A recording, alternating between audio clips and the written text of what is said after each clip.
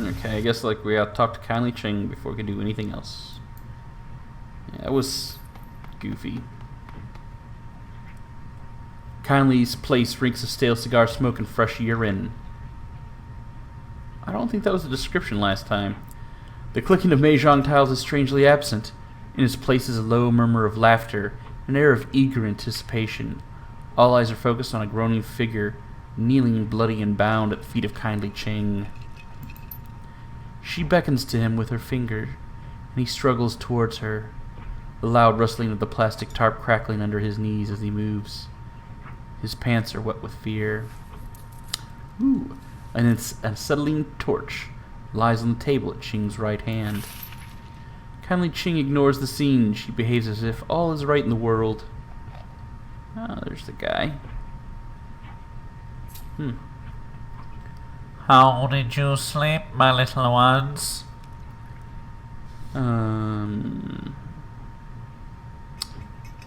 Like a baby, Annie, I'm still in the afterglow of our tour of the walled city. The Triad's boss eyes turn to half-moons of amusement. Afterglow, really? She nods her head back toward the pillar of meat standing behind her. You should be delighted to say hello to your old friend. Strangler Bao, he's here because of you. Oh yeah, that's him right there with that funky thing on the back of his head. Oh, how very pleasant to see you again, Mr. Bao. Bao inclines his head 1/4 of an inch. Well then, now that the niceties are over, let's get to the nasties. I don't remember what I did for Bao's voice. Damn it. She indicates the kneeling man with an incline of her nose. Shitbird here is a plainclothes cop. He stuck into the area last night while you were sleeping, hoping to find you and kill you before his competition got to you first. My men found him outside the trolley you were sleeping on. I saw to it that your rest was undisturbed, and that your location remained a mystery. Almost said secret. It sounds better. Secret sounded better. Anyways. Because it's not a mystery to her. It's a secret to her. She knows where you are. Anyways. She nods her head back towards the pillar of meat standing behind her. You can thank Mr. Bao for that. Yeah. Not at Strangler Bao. Bao inclines his head 1/4 of an inch. Won't give another more than that, huh, buddy? She addresses the bloody man on his knees. Now, Shitbird, tell my friends here what you told me. HKPF officer. So, law officer, buddy. I don't know anything, I swear. We just got the orders last night. He pushes his head toward you and Wu from the floor, struggling to keep his balance. Somebody high up wants these two dead. The whole department is in on it. I don't know anything else. I figured you'd be nearly bawling if she's been going at him with a acetylene torch. Someone from high up? The old woman lifts her foot, taps his chin with the toe of her shoe. How high? The cop looks up at her, looks around at the room filled with Triad soldiers. One of them opens his coat and shows the cop something inside. He closes it slowly and winks. What? The cop drops his head to his chest. All the way up. It's someone on the council. Someone on the executive council wants these two dead? Ching spits on him with a sneer. Fuck your ancestors to the 18th generation. Give me the truth. That's an interesting curse. The cop wears the spittle. He never lifts his head. It's the truth, Madam, I swear it. Whoever was labeled them as terrorists were to terminate with extreme prejudice. Kindly Cheng shuffles closer to the kneeling cop, reaches down and strokes his head with her hand. Then she slowly digs her fingers into his scalp. She pulls back hard until his chin points high. The Triad boss leans in close and searches his eyes with her own. That's all he's got. She let go of his head and smooths his buzz-cut hair with her hand. For whatever reason, last night someone on the Executive Council of the Free Enterprise Zone ordered the Hong Kong police force to kill 2 nobodies from Seattle. I find that fascinating, don't you?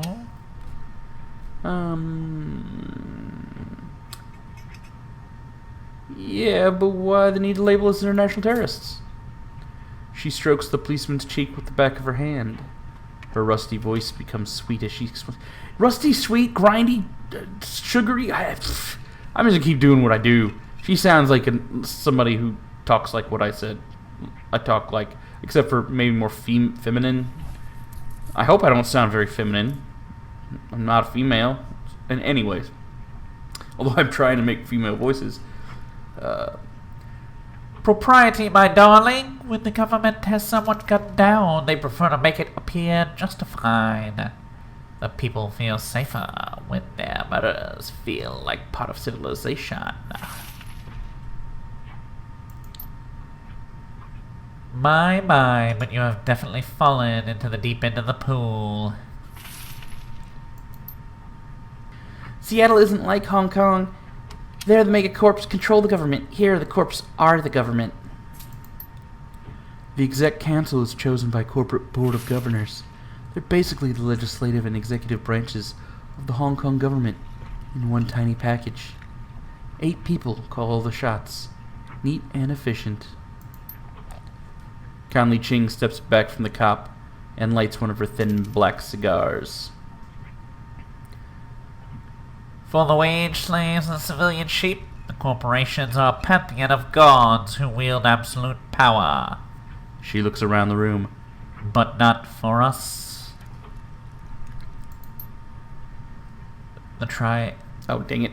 The triad woman takes a whole long pull from her cigar and taps her ash on the kneeling cop's head. Who else knows about my guest's visit to Hawaii, shitbird? No one, madam. No one. I hadn't called it in yet. I wanted to kill for myself. No one knows they're here, I swear it. She turns to her enforcer. Mr. Bao? Bao fiddles with the PDA in his meaty hands. Oh, he's telling the truth. No outgoing calls on his PDA. I hope I did that right. I can't really remember how I did his voice before. Very good. Thank you, Bao. She nods at the cop. Thank you for your honesty. In one smooth motion, Stringler Bao, produces a silenced pistol, fires it once into the policeman's head, and replaces it in his jacket. His face never changes expression. Actually, that was probably pretty good for a silenced pistol. They actually do make noise. It's just not as loud as a normal gunshot, you know, like you can shoot one and not blow your eardrums out after shooting it a bunch of times. You know, you don't need ear protection to fire it in like range or anything. But you know, people will hear it. It's not like, well, I remember hearing about one in Vietnam, basically a 22, and the freaking silencer on it looked like a goddamn, it was like a one-shot pistol. So the chamber never opens, the gas is never expelled back to cock anything. And the silencer on this thing looked like a 20-ounce bottle of something. I mean, it was ridiculously large. And I heard that one was like ridiculously quiet. Not completely silent, but really quiet, especially against the background jungle noise. Anyways, enough sidetracking. Looks like the triads can be just as efficient. I'm back to talking dialogue. Looks like the triads can be just as efficient. Ching takes a drag on her cigar. Yes, my darling. She balances her cigar on her shot glass, picks up some mahjong tiles and begins playing with them absently. It is clear our friend Raymond Black was up to something involving the walled city. Something having to do with prosperity. And this executive council member wanted Raymond dead for it. She stacks her tiles one by one. Click, clack. Now they want you dead for it too. Click. You don't have to... They put a lot of extra text in here that's probably unnecessary. Like, that click's totally unnecessary. They already described what she's doing. Do you have to keep describing it? It's not really that... If it was super important, maybe. Well, let's see if it has a payoff. This plastic-faced man may show up on your door one day too.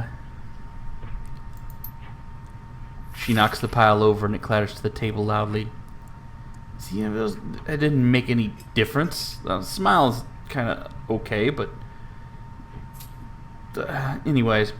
I have a proposal for you, my sweets. A smile lights up her dead black eyes.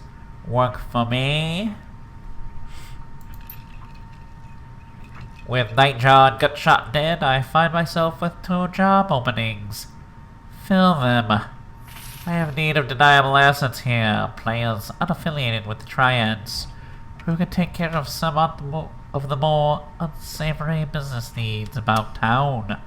You've proven yourselves resourceful, and you have no existing connections here. That can be a positive in this line of work.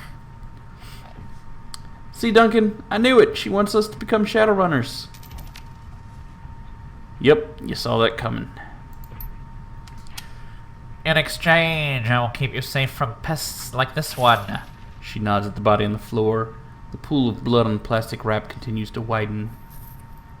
You don't need that extra part. He's been shot. Anyways, there seems to be a excess of dialogue and text in this game that you could probably cut down. Anyways. You'll have safe harbor here in my town and a steady source of income. She picks up the handful of tiles again. And while you dip your toe into the waters of corporate espionage, organized crime, and clandestine mercenary actions, I will employ my network to find the plastic-faced man and gather information about Raymond Black, where he's been, who he's talked to, who stood to gain from his death, what this prosperity could be. You're putting out a lot of effort to help prepare foreigners. Not foreigners, my sweet, valued business associates. I need to learn who killed one of my clients, and then order the cops to execute my team of Shadowrunners. Her voice drops, and she becomes deadly serious. This is a brazen disregard of my power. Face dictates it must be confronted, or I stand to lose everything.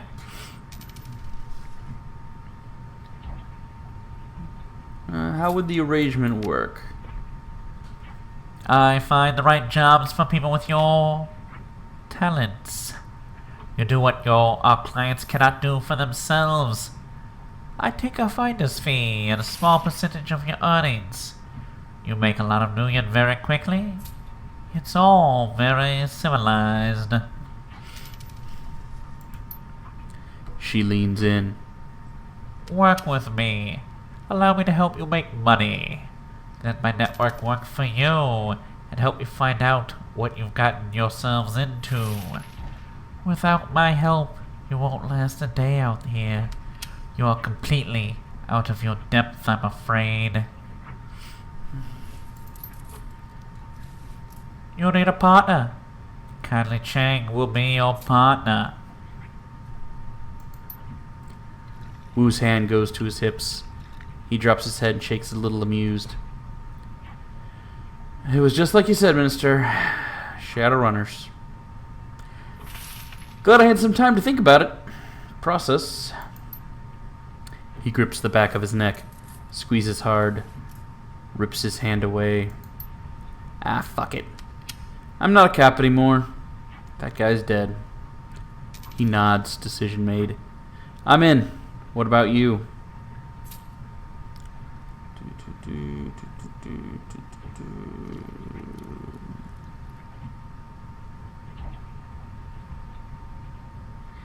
I'm into. I didn't have anything back home anyways. He looks at you and lets out a chuckle. Yeah, you might want to ask yourself why someday. Okay, I'm in. This is a temporary situation for me. Raymond is alive. I'm sure of it. So I'll run the shadows as long as Auntie Ching keeps up her end of the bargain. Helps us figure out what really happened to him. Then I'm gonna find my father. You know, she's like 3 feet away from you. Anyways. Then it's done. Hoy is now open to you. She gestures to her lieutenant, who raises a finger to her ear and whispers into her sleeve. First order of business. Gremlin here has already chosen a street name. She turns her attention to Wu. But Duncan Wu doesn't exist anymore. You'll need one too. Wu sighs. Wu sighs. Yeah, okay, I'll think of something. Gobbet rubs her cheek against her rats, a glint of it in her eye. I think we already got one for you. Got one for you. Gun show. Gobbet rubs her cheek against her rats, a glint in her eyes. I think we already got one. Gobbet rubs her cheek against her rats, a glint in her eyes. I think we've already got you covered. Gun show? She turns to Isabel. Fits, doesn't it? Indeed. I knew that was gonna stick. It has stuck. Gobbet, Isabel, we'll handle this the same way we did with all your previous work. She didn't say Nightjar. All the jobs I line up for you will be sent to your computer on the squat boat. She's pointing at you. I got it. Why him? It's simply a process of elimination. I'm the only one that can level properly and actually spend karma. Haha. She points to little Decker. Isabel is the leader type. You got that right. She moves her finger to the orc girl. As for Gobbet, let's just say Gobbet doesn't have a head for business. Not my thing. Not my thing. Then she rests her finger on Wu. And then there's Gun Show. She wiggles it. The jury is out on Mr. Gun Show. Meaning? Her response is direct, straightforward. Meaning there's a lot going on in that head of yours right now, and I'm not sure I can trust you. So I'm in charge because I'm the best of the worst. Oh yeah. Works for me. Oh, my sweet, don't put it that way. She opens her arms. You're the most equipped for the role. Because I created my person. He's the player character. He's my avatar. She's making sense. You're the right person for this, Minister.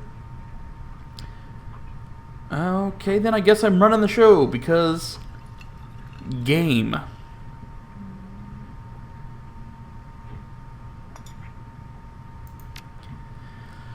Wu shakes his head, eyebrows raised. Gonna be weird calling you Gremlin again. I haven't called you that since we were kids. Gobbet looks from Isabel to Wu to you. I guess this is our new crew.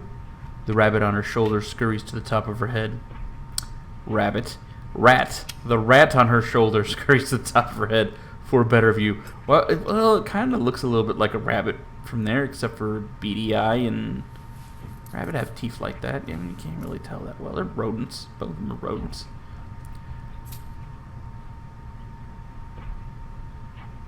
Welcome to the shadows, Gremlin. Woot woot. Okay. Oh. Screw this. Let's go. To the waterfront.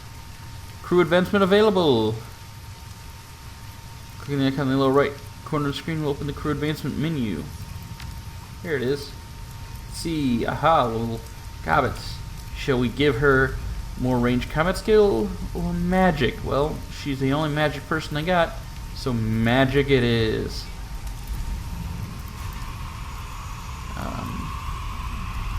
Yeah,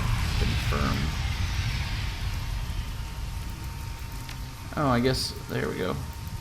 Maybe there. Okay. Firepower round. What's that do? Fires a single shot of incendiary ammo. Nice.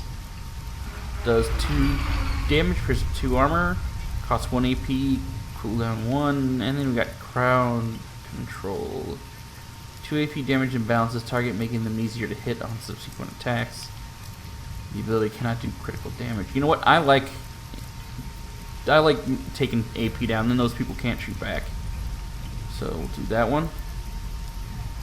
Okay, Isabel, augment weapon mini launcher, gain program tar blaster. Well, I'm gonna be the hacker, so she's gonna be our artillery. There we go. Confirm all. Confirmed. What? Oh, okay, yeah, there we go. Good job. What does this guy do? What does he sell over here? Mr. Cigarello, get on my face. Reliable Matthew. Yeah, smooth jazz, yada yada yada. Yeah, he's a salesman, languid, ostentatious, like an American casino promoter. Hey there, beautiful. Welcome to our little floating heaven. You've got a stunning look about you. What brings you to the Reliable Matthew's Robot Bazaar? Well, I don't have anybody who does freaking drones, so nothing brings me there. Nothing at all. Some guy named Jin. Okay, Jin. Or is it a girl? I can't tell from here. Talk to me. Talk to me, baby. As you approach the small landing, you see 3 men, 2 elders, and a younger man, hunched over a go-board.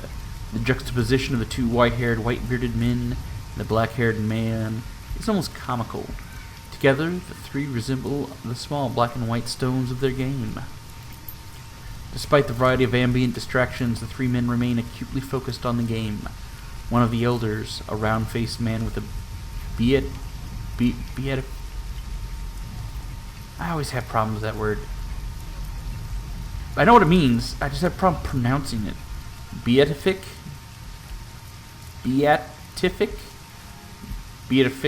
whatever, with a smile. Round-faced man with a smile carefully picks up a black stone and places it on the board. His opponent snorts, and a small smile flashes across his long face. Almost carelessly, he snatches a white stone and deposits it on the board. The smiling man groans, and the long-faced one proceeds to collect several black pieces off the board. Ah, you got me there, Jin. He laughs, a pleasant full sound as it trails off.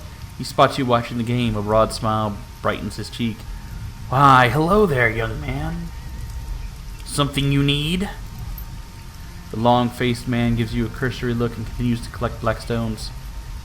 It's just a gawker, Shue. It's your turn. My name's Gremlin, guys. I can answer a question or two? Shue nods. I could use a short break. How about you, Jin? Jin sighs, shoulders slumping forward. After a moment of scowling, he reluctantly speaks. Fine. A short break. 2 elders turn toward the younger man. He looks to be in his early 30s, but it's difficult to tell. The skin on his face is smooth and supple, with only the suggestions of creases at the eye, mouth, and forehead. But small gestures, a blink, a flare of his nostrils, briefly reveal the lines of his face. The man's eyes rise from the go-board and study the elders. He nods. The man's eyes rise from the go-board and study the elders. He nods. That's kind of weird. Been hearing about strange dreams here in Hawaii. Have you had any nightmares here recently? I haven't heard anything of my own. The 3 men exchange looks. Shue turns to you. Ah, what a coincidence. Wasn't but an hour ago that we were all discussing that very thing. We've been having bad dreams, every one of us. Interesting. You mind sharing? Jin shakes his head and crosses his arms. What makes you think we'd be comfortable sharing our dreams with a complete stranger? Seems like a good way to get ourselves in trouble. Especially with what you kids can do with that matrix y'all love so much. He turns his head, pretends to spit. Peh. Shue waves his hand dismissively at Jin. Don't mind him. He's always been a poor sport. But he raises a good point. Some of our dreams contain information best left private. just as yours do, I'm sure. Having just met, how can we be sure that you'll respect our personal information? I'll tell you. The younger man's voice cuts through the din like a razor, and the elders fall silent. He turns to you and locks his eyes, dark orbs that burn with piercing scrutiny onto yours. He nods and returns his gaze to the go-board. I believe you're trustworthy. Please, Gremlin, make yourself comfortable. I'll share my dream with you. I'm listening. He exhales slowly, then begins speaking. I dreamt of a long, dingy hall. When faced with such a thing, one generally walks its length. So I lifted my right foot and placed it in front of me. But upon taking that first step, I found myself instead drawn down an alleyway to my left. It wasn't there before, this alley. It appeared only as I began to walk. As I moved down the alley, I found myself surrounded by friends and loved ones. They all stood there, silently watching me with smiles on their faces. And as I passed each one of them, they fell to the ground in my wake, dropping like puppets with severed strings. Somehow I knew that if I followed this road to the end, I could have everything I'd ever dreamed of. But I woke before I could reach it. He folds his hand in his lap. There's a moment of silence before Shiu speaks up, the rosiness in his cheeks having drained away. I too saw the long hall. My own experience was different, however. The hall was far off in the distance, and I was looking down on it from a strange angle, as though I was perched on a wall high above. He pauses and looks at you.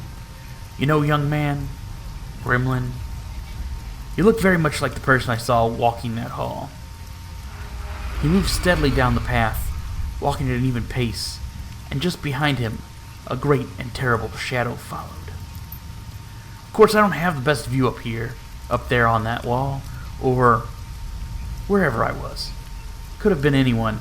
Perhaps this old mind of mine is seeing your face now, and misremembering the dream. He lets out a chuckle, and a small flush of red returns to his cheeks. He looks over at Jin. All right, Jin, go ahead. Jin broods in his corner, arms crossed and jaw set. I've changed my mind. I don't want to share my dream. Nonsense. Master Lao and I have both told him our dreams, and now it's your turn. Jin sticks out his lower lip. No. It's fine, you don't have to tell me if you don't want to. He holds his palm up towards you and looks at you. See? Straight from the horse's mouth. I don't have to. Jin. Lao's voice is firm but soft. This is important. Jin's mouth opens and closes like a gasping fish, but as he looks at Lao, his body relaxes, and a sadness seems to take hold of his features. All right, but don't you go repeating any of this, you hear me? He takes a deep breath and slowly releases it, folds his hands in his lap. In my dream began as a nightmare. I dreamt of the failures and mistakes that I've made throughout my life. The people I've left down, the competitors I've crushed, the wife who died in hospice without me. I dreamt of the family that I abandoned. A change comes over him. His eyes brighten, and he continues energetically. But then, I dreamt of the walled city. I stood before it, and the door opened to me. And as I passed inside, all of my guilt fell away. It was as though the city had absolved me, had washed away my guilt, and I remember feeling happy. And his remembrance ends, so does his lightened mood. His face shrinks into a pout, and he stares grumpily at the ground. There, I did it. You happy? Lao nods. Thank you, Jin. And you have my thanks too. Yeah. Now, can we change the subject? My ulcer's acting up. I'm guessing you've been around these parts longer than I have. Is this kind of thing normal? If it were normal, we wouldn't be huddled around discussing them in whispers now, would we? Enough of that, Jin. Gremlin here asked in earnest for our advice. He deserves a proper response. Shou gives you a gentle smile. Please forgive our friend. Bitter years have left him suspicious of others. The answer to your question is no. Upsetting dreams have never been common. uncommon in Hawaii, but these recent visitations have been different. They've been darker, more vivid, stronger than normal dreams. Last night I felt consumed by the sense that something was coming. All my friends here felt a sense of relief and excitement as their dreams ended. I felt as though I were sitting on the precipice of some vast and terrible chasm, with the void yawning beneath my feet. Suddenly his cheeks flush. He blinks twice, then looks away. But perhaps these are just the ramblings of an old man. Please forgive me. He scratches his nose, embarrassed. You speak wisely, Shiyu. It is foolish to embrace things that you do not understand. What Jin and I saw in our dreams was alluring, but so is the light to a moth. Your instincts are still strong and sharp, my old friend. It is wise of you to trust them. Shiyu bows deeply, his eyes to the ground. Thank you. I can only hope these dreams do lead to something beautiful. There's already enough deception in the world. Jin groans loudly. Can we get back to the game now? I don't want to keep you. Of course, stop by again sometime soon, Gremlin. Your company has been refreshing. Yeah, thanks. Good luck with your game. Appreciate it, young man. We'll be seeing you. Oh, that was a long... Hey! What's this? Parlor of the Five Phases. It's a magic shop. I wonder if it's that magic guy from all the other games is in here. No, he isn't. Crafty Zoo. A mild scent, sweet and slightly herbal, is the first thing you notice upon entering the old shop. Its quarters are cramped, made smaller by the display cases, and furniture packed inside. That doesn't look very small to me. The walls are lined with bookshelves, and the tables and chairs are stacked with old tomes. A few titles jump out at you. Lucid Dreaming, an exploration of the inner self. Dream Logic. Nocturnal Visitations. Oh! Yeah, they have a... Nocturnal... I'm thinking Nocturnal Emissions. Overall, the place feels lived in, if disorganized. Not quite cluttered, but close. Milling at the front of the store is the shopkeeper, lost in a book of her own.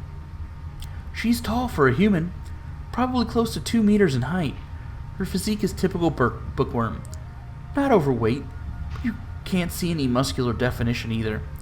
A wraparound tattoo covers her upper arms and shoulders. From where you're standing, you can't quite make it out. She fidgets. Gradually, her eyes rise from the book and look onto yours. Crafty Zoo. Interesting name. I think I'm saying that right. Crafty Zoo, or is it Shoe? Crafty Shoe? Crafty Zoo? I'm not very good with Chinese pronunciations.